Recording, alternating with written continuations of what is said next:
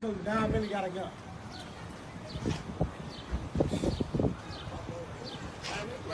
You put the cuffs on him off the break though. Let them do their job.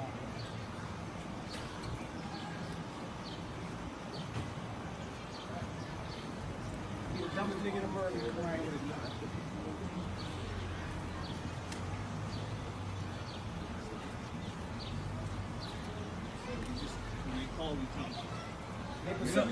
They specifically told y'all me. You see me specifically stop you. I mean, I don't know. I got jewelry on. I don't know what y'all stopped me for. I thought y'all wanted all the grab and stuff. I didn't know what the fuck was going on.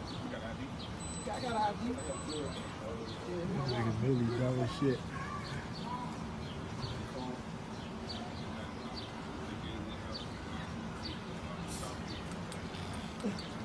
They told y'all had some dudes and dreads, got a gun. Now, once we start handing out a lot of ass whoopers, man, it was like niggas started cheating. You know, we ain't started playing with guns until other niggas started playing with guns. Step in this bitch and I'm ready to win. No welling, yeah, that shit on my shit. Oh shit, it's no welling. Yeah, it was turned up to the max in school. I want to say damn near every other week we in that junk rumbling.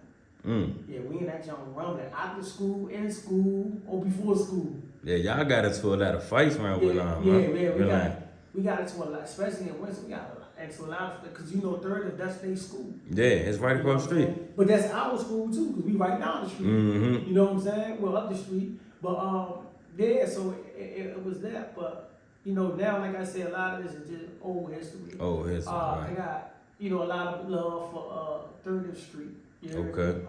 Again, because like even with us now, like me and 3 Blacks shared the same stage before. You know what I mean? And but you know, it's all wrong. Fuck with wrong with them. Yeah. I had my business on them. Yeah. And realize. So y'all haven't talked since y'all was younger and shit. No, 301. Oh yeah. Yeah, I had a month. Oh yeah.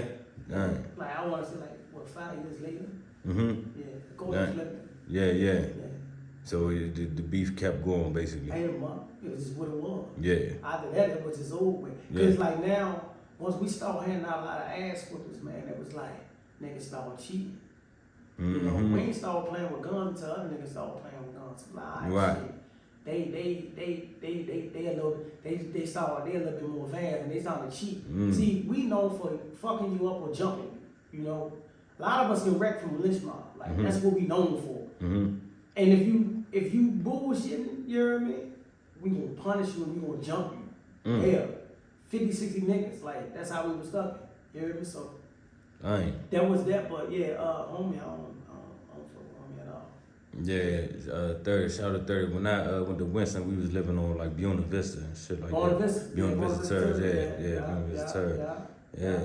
So talk to me about leaving Winston, becoming a man. Now you know what I'm saying, going into like 19, 20 years old. What was life like at that time? I was in jail at 19 and 20. Jail? Yeah. So what did you go to jail for?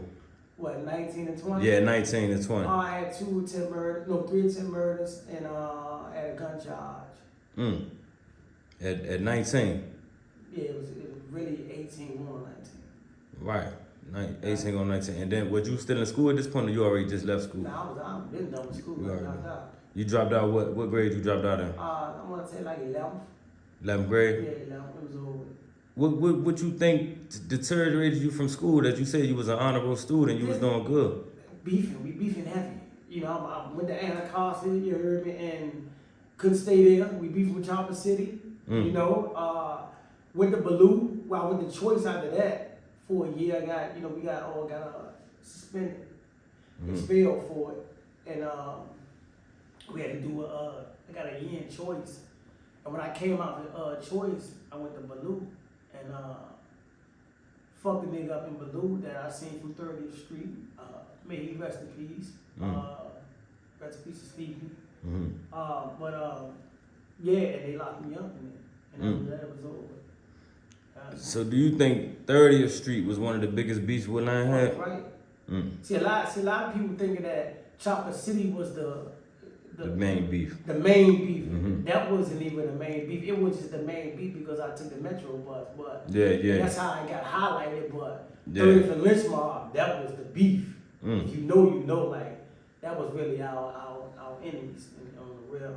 But do you remember or know why the beef started? Nah, that shit was bad. Before y'all. Yeah. I know why I was beefing with niggas. I kept getting bullied. You heard me? But before then, I didn't never know why they didn't like us. What the history was. Yeah, you know what I'm saying? Like, I don't, you know, I'm just learning all this shit here, you hear me? So, you know how I go, but yeah, that's, it started, I guess, like I say, before us, and then before them, you hear me? So, but for me, it was a bully situation. Right. Yeah. So you had niggas riding with him, and you had niggas riding with me. It was just like, it's up there. So what was that transition like for you, going from the hands to really getting indulged in the streets and playing with pistols? I think for me, how I got so dangerous, not getting caught. It was like an adrenaline now. You hear me? Like, all right, shit. I just hit this dude. This dude gone, and man, he goes, shit. You know, back then it wasn't like cameras and all that shit. You know what I'm saying? So that was more so my the reason why I started really pushing the pedal on having guns. Cause it was like, shit, if I fight you and I fuck you over anyway, y'all gonna come back anyway, so we might as well go ahead and nip this in the bud. Yeah, so that's how that went. So walk us through your experience as far as getting locked up. Was that your first time getting locked up? No, at Juvenile I was locked up. Okay. Yeah, I was locked up for him, the dude. Yeah, the same guy. Yeah. So now they go. It was Juvenile? Yeah, Juvenile. Yeah. What you went down? You sent? Nah, yeah, YC. YC. And then, you know, things of that nature. Yeah. But yeah, and then well, I can't talk about this other joke because I can't talk about this other joke. No question. So. But, yeah. Okay, tell me what was the feeling like? Was you nervous going into Oak Hill and all that? Fucking right. Yeah. Man, I ain't never been to jail before. Yeah. You know what I'm saying?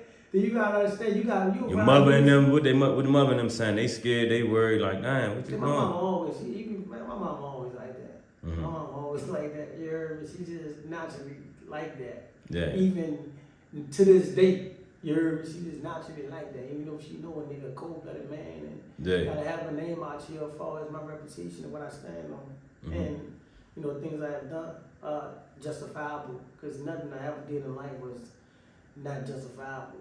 And the one that wasn't, that was an accident, you know, I tell myself as a man. Right, right. Everything else was meant. Yeah, so around what time did you transfer and you go over to the big boy jail? Yeah. Was that a new sentence or you just got older and they shipped you out there? Nah, hell no, I told her I caught 2. So you came home after the boys village shit? Yeah. You came home, okay. Yeah, I came home. Okay. I came home from squashing the beef with Chopper City. Okay. So I had got Juvenile life, but I, squashed the beef with them. And they let me out early due to the peace of orders and shit like that. Yeah. I remember they came and was on my line heavy. I really wasn't trying to hit none of them niggas. I really wasn't fucking with them. You know, I just, where I was brought up, there's no squashing beef. We just gonna keep going until they send this one person to what's his name, Wayne, which is he like a mentor / father figure in my life. You hear me? Wayne Cunningham, Muslim brother. He the reason why I really too much hard and all that. We get into that, but no, he was an ex-jail, came home from the feds and things of that nature. I've been doing 10 years, was turning his life around and things of that nature. His whole demeanor on the way he approached me, you heard me? It was like, nigga, what's up? I see a lot of you with me, nigga, and I care. And for him, it wasn't really more so about the money that they was giving him to do these things. It was more so, nigga, I see a lot of you that I know that if you listen to me and you be more around me, I can lead you down the right path. And that's how that happened. So he made me think outside the box. Yeah. You heard me?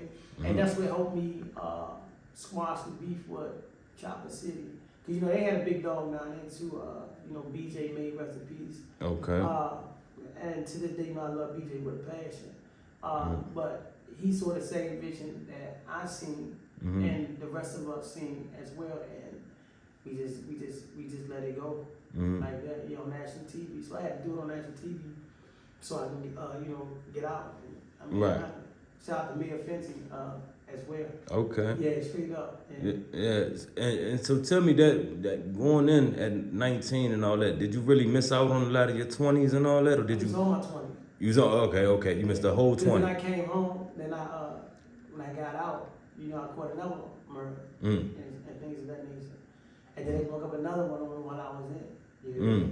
So I was in from an accident murder, and then they broke up another one that I had beat as well. So yeah, but you missed all the 20. All my 20 was gone. Yeah, all 20 was gone.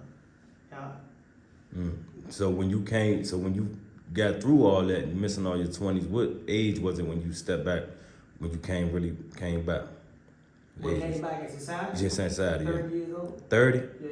Damn. And what was the mind state like? What was your moves? What was your plan? Mindset. I grew up in prison. I tell niggas all the time, I ain't really grew up in the streets.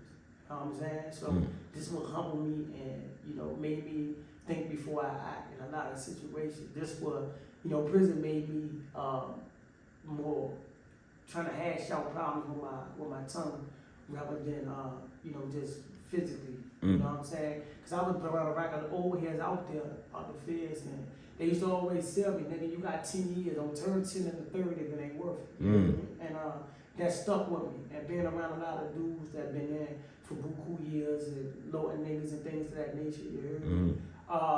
They helped groom me because they seen a lot in me. They knew I wasn't going for nothing. You heard me? So yeah, that's what helped me develop me becoming a man and having morals and principles and things of that nature.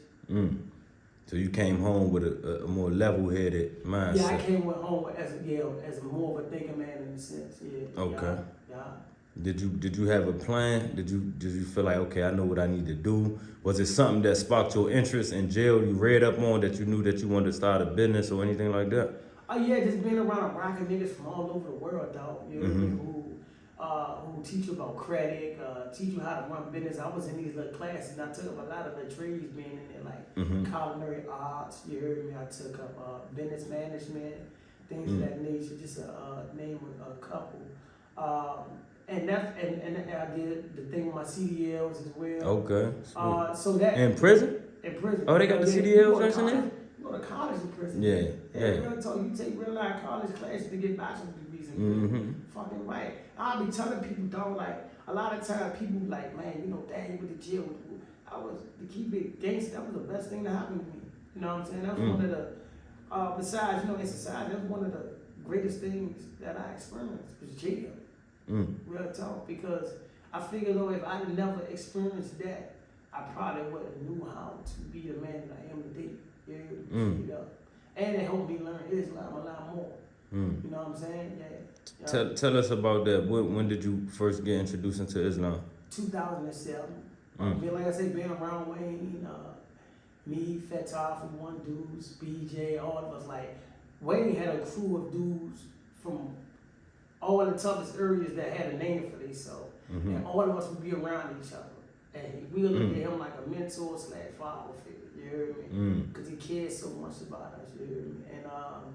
And he used to always, you know, feed me Islam, but I'm like, nigga, I'm not about to be no damn Muslim, boy. You heard me? Like, man, listen, I'm telling you, nigga, you need to come on, take the shahada, you need to be a soldier for Allah, you keep being a soldier for these damn streets. And I'm like, I what's the criteria? So he was like, man, first thing you gotta do is throw that pepper, because I had a pepperoni pizza from the curry out down Good Hope here. Okay. And he was like, first of all, you gotta throw that damn piece out. Oh, this on the streets when he talking to you? Yeah, on the streets. Okay, yeah, okay. I ain't going to jail. Okay. But so yeah, he told me that. I'm like, nah, I ain't getting with no damn pepperoni pizza, man. That's idiot. You heard me? You know, he say you should be having that shit in my damn car anyway. You know what I'm saying? He was that funny kind of guy, but he was serious when he talked, but he'd be so funny, you heard me? So, and then just looking at Wayne was just more so of an inspiration, because at the end of the day, he looked at it like, I don't care how many bodies you got. I don't care how many shootings you done shot. Nigga, you probably shot and killed more niggas than me, but nigga, I'm not scared of you, nigga, and I love you. And that's what made us lower our guards now when it cared him. He really cared, man. Real talk. Yeah. Tell us about turning yourself in. What was the mind state of you, like, owning up to the accident? You know what I mean? So that was mixed emotion. One of the worst things ever in my life, dog. Yeah, real talk. I'm talking about, I couldn't eat, I couldn't sleep. And remind you, I had everything going for myself at this time. I was working for Pepco.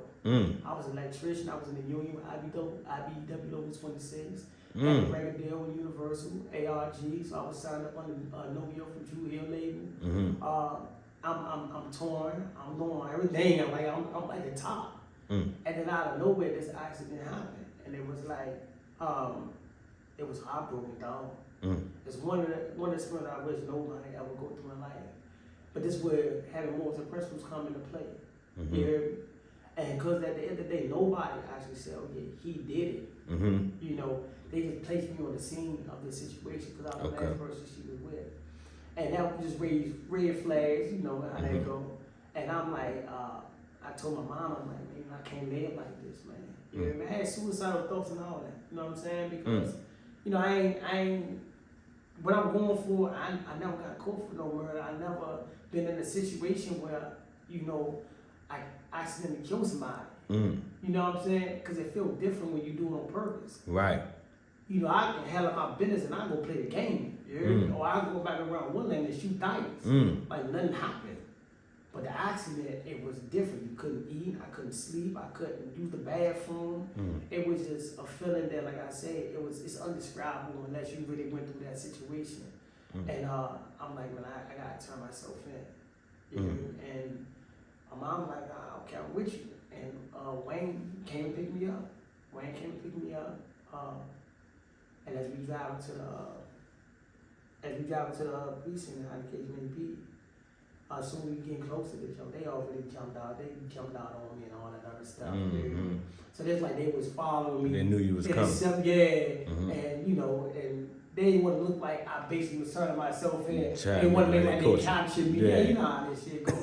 Yeah, so that's how that happened. And that was emotional talking about that shit. That shit, dog. Yeah. Rest in peace to Ashley, man. And then you gotta understand the media and what they do to a nigga character. You hear me? Because everybody knew it was an accident, but they wanted me so bad for a lot of the shootings and killings that they suspected me being involved in, that they try to turn this into a purposely done murder. So just imagine killing somebody who you got love for. It wasn't my girlfriend. It was nothing that. That was somebody who I had a lot of love for. And she, you know, the reason why she was even around me because her and her sister got into it. If her and her sister wouldn't got into it, she never would have been around me. Me being a great Samaritan and trying to de-escalate a situation between two family members is what got me in this situation. Yeah. So that's how that happened.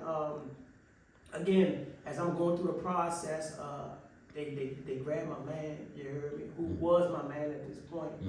And he was a firefighter, trying to be a street nigga, you heard me, and really wasn't built for this lifestyle. And they got him to try to corroborate, to paint the narrative that they wanted. So at first he was doing it, and they charged me with second-degree murder and a rack of other gun charges on accident. So I got indicted. So when I initially went to court, the first time I was charged with second-degree murder and gun charges, and once I had my preliminary hearing, they dropped the second-degrry murder and gave me involuntary manslaughter while armed due to the evidence. Right. But they had 90 days to indict me, and in 90 days, that's when the homie he flipped on me. Oh. You heard me? And lied. So as you know, time was progressing. I kept praying on the situation. You know what I'm saying? Like learning more about Islam and praying to Allah, man. Like help change his heart, because I don't know why he doing it. I never understood, but help change his heart. And by the grace of Allah, like months went down, he recanted the statement. Yeah, that's how I got the involuntary manslaughter. So it wasn't a lawyer, it was God and him. When he recanted the statement, that's when they like, okay, now we even got to give him the clock, because if we go to trial, on second-degree murder, I'm coming home. then I got to start witness on the right side now. You know what I'm saying?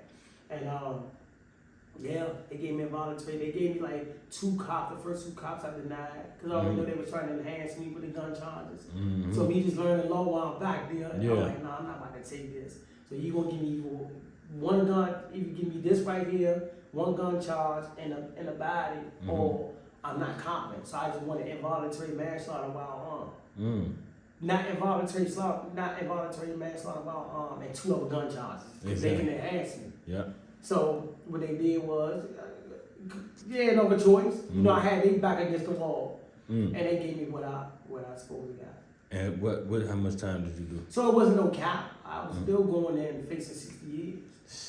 Cause I didn't have no cap on it. So it was like more so the judge had a choice to either go inside my guidelines or go outside my guidelines. And by the grace of Allah, man, due to the severity of the situation and the facts that was presented, he went inside my guidelines, which was Judge Fisher. Went inside my guidelines and gave me 5 years for the body and 5 years for the gun. I got 10 years. And that was that 10 years.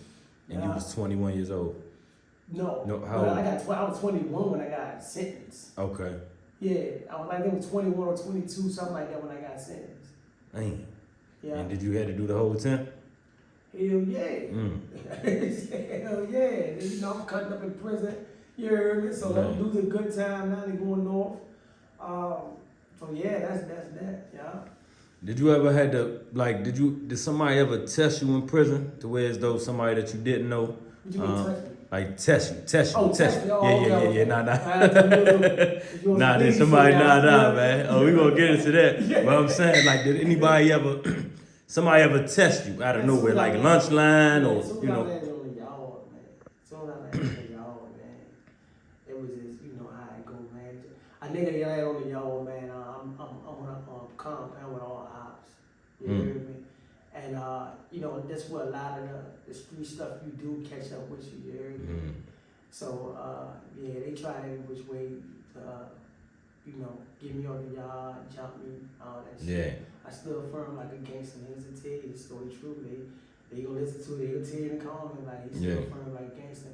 And these dudes now, I fuck with them tough. That we got into it. It was a total misunderstanding. You know? Okay. And yeah. That's I had so music many aspect. fights in jail. Like I was reckless in jail, dog. Oh yeah. Yeah, because nigga, I wasn't going for nothing. You ever get in like a race? Did you ever have any race fights? Aryan Nation and all? One I had, one of the most scariest jokes. The white dude had hit Baby D from Wellington Park. And this when the emails and stuff first came out and the MP3 players. So everybody trying to, you know, see what song was going to be on the MP3 player before it was actually, you know, you actually use them. You heard me? And just so happened, I already had beat a homie up, so I wasn't in the same block Baby D was in. I was in another block, right? And just so happened, when that situation happened, it was a fall count and we was doing laundry. So in prison, it was a fall count, they do like 1 unit at a time. Okay. People don't know what other feds. So they try to make sure they get to observe everybody at one time. So they was doing 1 unit at a time. But me, I was lollygagging. And just so happened, the homies that the situation happened, the unit that the situation happened in, I seen them. And they pull up on me like, man, you know, Baby D got into it. Woo, by the email. I'm like, for real? Like, man, white dude, man, bust off on him so they had to jump on. Like, for real? I'm like, yes. I'm like, shit, see, let's go back up here. You know what I'm saying? Rest in peace of Smoke from KDY. He was one of the ones that told me as well. And so we all gang up, man, let's go back up there. We go up there. Once they finish, we go up there, kick it off, whoop them. But we gotta wait. We gotta wait this time. Crush them. I kicked it off. Seen a white dude bust off on him. Me, Julie from Wellington Park. You heard me? Couple big dogs. And we got out of there. Just so happened, the next move come. Julie has been one of the big homies. He like, hey, look, it's over with. We crashing in y'all. So yeah, we can't live like that. We might about to have them up there like that. Right. You know what I'm saying? So he like, cause they outnumbered. Yeah. The homies, there wasn't that many homies in that block. Yeah. So they like, look, we just gonna all go up there, crash out, and we all gonna just get on the bus. I'm like, get on the bus. No, I'm not get what the fuck. Get You on don't the know what bus. they talking about, yeah. Yeah, so get on the bus, mean nigga, we about to go to another compound. It's over with. So I'm like, he said, man, don't be on the second load. So what don't be on the second load mean is, nigga, make sure you on this first load. Right. The second load ain't promised to you. You heard me? Yeah, because you know that's how they get revenge back. Okay. So now we got I the know ups. where you at. Yeah, we got the ups. They deep, but they not buku deep than us as we all gang up together. So we basically, hash it out and planned it real well. I go in the joint, bust off a gift first. You remember the white dude? I ain't knock him out. I forgot who knocked him out. Shout out to Ty. Ty knocked him out. So he stumbled on my punch, and then Ty, ended it. And it was like a rack of white niggas just come out of the goddamn cell with rocks and knives and all kinds of stuff. That shit would look like a wrestling match. Niggas was throwing microwaves, the chairs. This is what the hell niggas work out for out of the field. Yeah. To be in one of these. Be on point. Yeah, man, I'm fighting with one shoe on, one sock on. So I had one shoe on, I had a New Balance. I had one shoe on, I'm goddamn walking on a pound with style, so I ain't even had them bitches laced up. Yeah. You hear me? So I got a sock on, my shoe gone, I got one shoe on and my sock on, and I'm in that joint just rumbling and fighting, and next thing you know, stabbing, get involved, we busting them, you know what I mean? It was real. And then when I learned about gang fighting, like a large group, you can't spend too much time with one nigga. Anybody that gets in fights like that, they tell you, give a nigga your best 10 seconds and keep it moving. Yeah, because you spend trying to murder your nigga, fighting them, and you get your head bust. Yeah. So that was one of the things that we was learning about the old heads, that old heads used to be teaching us how to feds, stick and move for real. Yeah. So it was a war. It was a war. Did you see a lot of people side by side with their ops in the streets riding together in prison? Hell yeah. Yeah, I was one of them. Hell yeah. Yeah, that's a fact. Like, me and Lil Mike and all of us from Congress Park ain't get along. But, shit, in jail, once we hashed out, nigga couldn't touch Lil Mike. Yeah. I'm trying to kill you, bitch. Real talk. Yeah, I'm gonna push this knife for him and all that. Yeah, same thing with Touch Slim, all of them. They got into it, nigga, we there. That's how that shit went, y'all. So I seen that a lot. Did you ever think about escaping? Hell no. He said, hell no, this ain't the movie, huh? I ain't had no fucking time for that. I got 10 fucking years. Yeah. Like, shit. I escaped, and then I'm looking at this, I'm looking at these barbed wires and shit. I'm like, hell no, I ain't escaping. Hell no, shit, I ain't. Did you see people breaking out of prison? Hell, y'all see the nigga trying to break out of prison. Step in this bitch and I'm ready to win. No welling, yeah, that shit on my shirt.